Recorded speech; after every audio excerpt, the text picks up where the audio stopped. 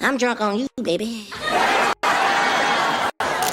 Joe Marie and Reggie at that time were very sensitive to putting black men in dresses.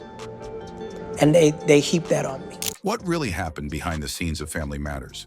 Why is Jaleel White, who played Steve Urkel, now talking about dark secrets from the show? Was everything as happy as it seemed on screen, or was there trouble behind the cameras? Jaleel was around 13 years old when the series started and 22 when it ended, and he recalled peeling his character's tight-fitting jeans off him like a banana. What made Jaleel finally share these secrets after so many years? Let's uncover the truth about the struggles, drama, and hidden stories from this beloved TV series. Wow, are you wearing a bra? Family Matters was a funny and heartwarming TV show that many people loved. It first aired on ABC from September 22nd, 1989 to May 9th, 1997. The show was so popular that it moved to CBS for its last season, running from September 19th, 1997 to July 17th, 1998. The series followed the Winslow family and their quirky neighbor, Steve Urkel, who always made people laugh with his clumsy ways. So when Family Matters first started, Jaleel White was just a nerdy neighbor everyone loved, or sometimes couldn't stand. But as the show went on, Jaleel grew older. By the later seasons, the directors worried that Jaleel's grown-up look didn't match Steve Urkel's childish personality. To fix this, they made Jaleel look younger. He had to wear certain clothes, speak in a high-pitched voice, and act like a kid, even though he was growing into a man. Things became even more awkward when he turned 20. Suddenly, his adult body made Steve's goofy outfits look strange on TV. One big issue was Jaleel's tight jeans. Network executives started noticing that his grown-up appearance, especially in skin-tight pants, was a bit much for a family show. They told him to wear baggier clothes, specifically looser jeans. "It's getting uncomfortable watching him," they reportedly said. Jaleel White is shedding light on his time filming the beloved 90s sitcom Family Matters. The actor played the iconic role of Steve Urkel from 1989 to 1998 and revealed in his forthcoming memoir, Growing Up Urkel, that he was told to wear looser jeans to hide his bulge when he got older. Jaleel also struggled with Steve Urkel's high-pitched voice. By the time he was in college, his natural voice was much deeper, and speaking in that squeaky tone hurt his throat. He described it as physically painful to deliver lines. Sometimes it felt so bad that he thought about quitting the show entirely. Another challenge was the tight pants he had to wear in earlier seasons. Jaleel joked that he had to peel himself out of them, like a banana, because they were so snug. By season 8, Jaleel felt he had outgrown Steve Urkel. Playing a teenager when you're an adult can be tough, especially when your body and voice are telling a different story. But the network wanted to keep Family Matters going, so they did everything they could to make Jaleel fit the role. I'm drunk on you, baby. Jaleel White, who played Steve Urkel on Family Matters, became a household name during the show's run. However, life after the series hasn't been smooth for the actor. In the years following his time as the lovable, nerdy neighbor, White faced serious accusations and public controversies that painted a darker picture of his personal life. In 2012, Bridget Hardy, White's former girlfriend and the mother of his daughter, accused him of domestic abuse. Hardy claimed their relationship fell apart in 2010 after she found evidence of cheating on his phone. When she confronted him, Hardy said White became violent, hitting her in the chest and even pushing her into a toilet, which broke. She said she fled the house with their daughter, but when she returned, White had changed the locks and put her belongings in storage. Jaleel White skyrocketed to stardom as Steve Urkel on the hit 90s sitcom Family Matters. Now he's in the headlines for a different kind of family affair, accused of abusing an ex-girlfriend and a reported blow-up with his dance partner, Kim Johnson. Cameraman. When Hardy shared her story, White denied the allegations. He called her claims an attempt to hurt him and gain an advantage in their custody battle. White told People magazine, "When you're doing well in life, some people will try to knock you down." He described the situation as especially painful since it involved his child's mother. That same year, White's behavior again made headlines. this time on Dancing with the Stars. He joined the show to revive his career and was paired with professional dancer Kim Johnson. But things took a turn during rehearsals when White accidentally stepped on Johnson's foot. When she said, "ouch," White reportedly lost his temper. Witnesses said he yelled at Johnson, calling her names like idiot, and accused her of being overly dramatic. The situation escalated, with White shouting at producers and even clashing with fellow dancer Mark Ballas, who tried to calm him down. According to reports, White mocked Ballas, comparing him to an annoying TV neighbor. An ironic jab given White's own fame as Urkel. The outburst was so bad that producers sent White home to cool off. I don't have any kids of my own. Oh. And I had to get used to being a father. You never would have known. Never would have known. Oh, I missed you so much today, Daddy. Oh, I missed you too. Reginald Vell Johnson, the actor who played Carl Winslow on the show, opened up about his time working on the show. While fans loved the show's laughs and heartwarming moments, things weren't always easy behind the scenes. Vell Johnson talked about how working with Jaleel White, who played the unforgettable Steve Urkel, could be challenging at times. Working with him was a challenge. There were some moments when he was a little difficult, but overall, I have nothing but good memories for him. He was a wonderful kid, Vell Johnson said in an interview with Entertainment Tonight's Nichelle Turner. But working with him was a challenge. Vell Johnson explained that it wasn't just White who made things tricky, it was working with kids in general. Check that attitude at the door. He didn't have the etiquette that maybe I and some others had. You have to remember, a lot of the kids grew up on the set, he said. Dealing with children as they grow up is an interesting experience. They have a lot of energy. Vell Johnson revealed that he sometimes needed quiet to prepare for his scenes. I would go to my dressing room and lock the door because that was the only way I could focus. One particular memory stood out for Vell Johnson. The kids, including White, were playing basketball on the set, and it was driving him crazy. I said, please stop the basketball, but they wouldn't listen, he recalled. Eventually, Vell Johnson had to make a point. I said, if you don't stop, I'm leaving. So I left. After that, there was no more basketball. Jo Marie Payton, who played Harriet Winslow on the show, also spoke about her time on set. She remembered a moment when she and White clashed during the filming of a season 9 episode called Original Gangsta Dog. In this episode, White not only played Steve Urkel, but also his tough-talking cousin, OGD. There was one time he actually wanted to fight me, Payton said. She explained that they were arguing about a scene she thought wouldn't be approved by the show's standards.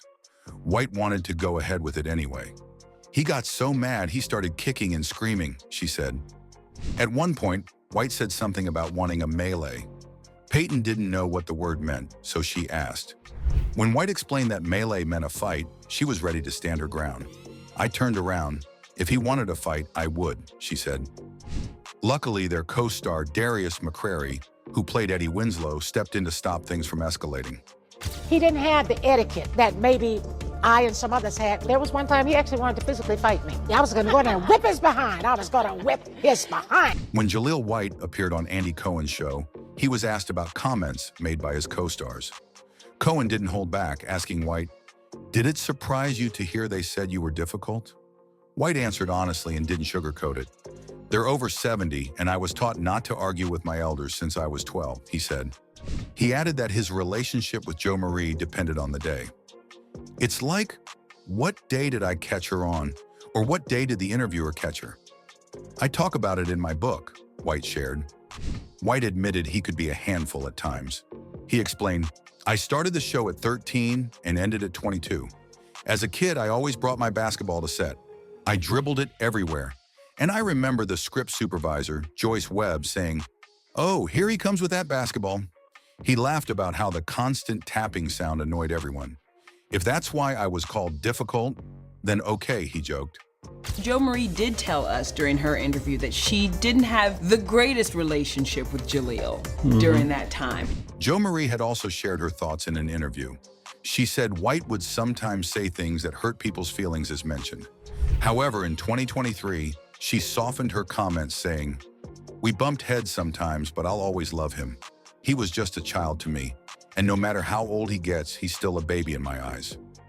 I forgive everything. Jaleel was around 13 years old when the series started and 22 when it ended, and he recalled peeling his character's tight-fitting jeans off him like a banana. Now, do you recall their youngest daughter, Judy Winslow?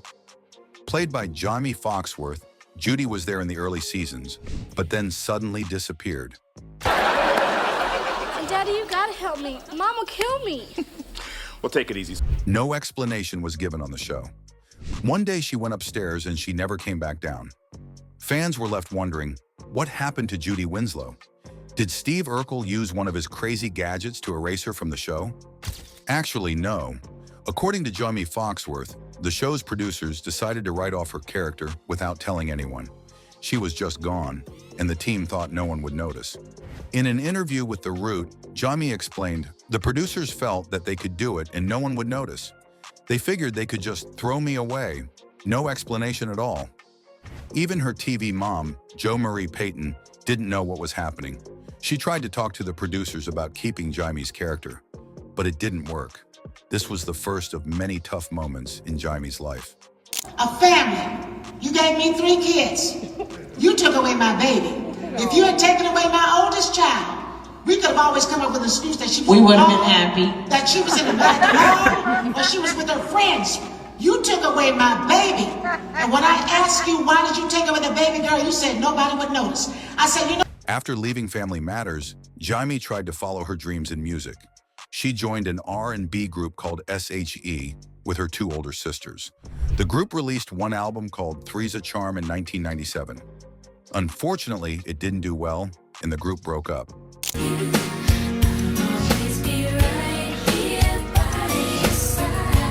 At 19, Jamie found herself in a tough spot.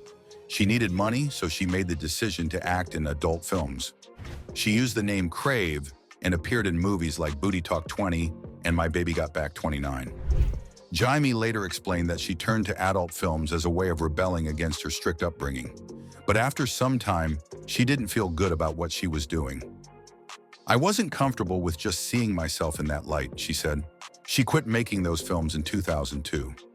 Even though Jaime got out of the adult film industry, she still had a lot of personal struggles to face. In the 2000s, she became dependent on alcohol and marijuana. She was also battling mental health issues. It got bad for me, Jamie said. For most people, drinking and smoking weed is really not that bad. But for me, I had a little bit of depression, and I was basically keeping myself to myself. She spent a lot of time alone, smoking and drinking in her room. At one point, she realized she had cut herself off from the world. She didn't have any friends and knew it was time to get help. In 2008, Jaime appeared on VH1's Celebrity Rehab with Dr. Drew to try and get better. Even after the show, she continued to smoke marijuana for a little while, but when she found out she was pregnant, she decided to quit for good. Jamie made changes in her life and worked hard to improve her mental health and happiness. So her co-star, Darius McCrary, who played Eddie Winslow, has spoken about Judy's disappearance. According to him, the situation had a lot to do with what goes on behind the scenes in Hollywood. Showbiz can be tough, especially for child actors. Darius believes the struggles for young actors often start at home. Parents, sometimes called stage parents, can either help their kids succeed or create big problems. In Jaime's case, Darius said her mom felt the character of Judy wasn't being treated fairly. She thought Judy deserved more screen time and better storylines. While that concern might seem valid, the producers and networks saw it differently. They felt disrespected by how the concerns were raised.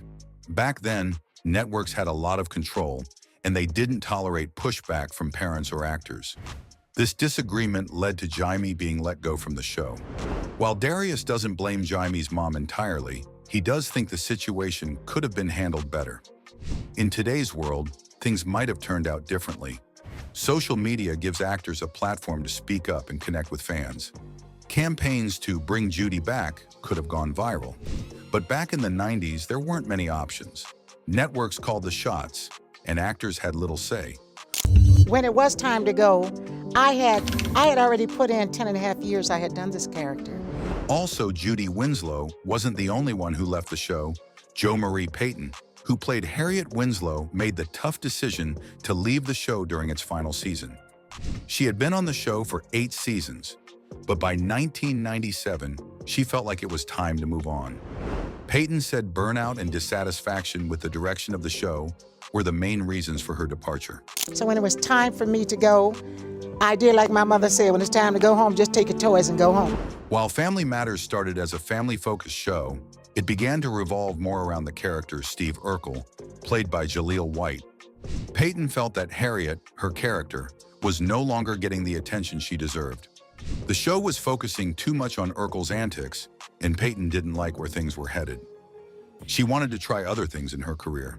When you're a baker, you don't always want to bake cakes or cookies. You want to bake pies. You want to bake bread. I wanted to do something else. Before she left, Peyton had already wanted to take on other projects. A couple of years before her exit, she was offered the chance to star in a movie about the famous gospel singer Mahalia Jackson. But she had to turn it down because of her commitment to Family Matters. She even asked the show's network, ABC, for more opportunities to take on different roles, but they never worked out. I would go into ABC with my agent every year and we would ask for just another project, something else to do, she said in an interview. Like Bob Saget was doing America's Funniest Home Videos, but those chances never came. When her contract was up after the 8th season, she signed on for just half of the 9th and final season. Peyton's departure was a big change for the cast. The producers recast her role as Harriet Winslow with actress Judy Ann Elder. The new Harriet didn't sit well with the other cast members.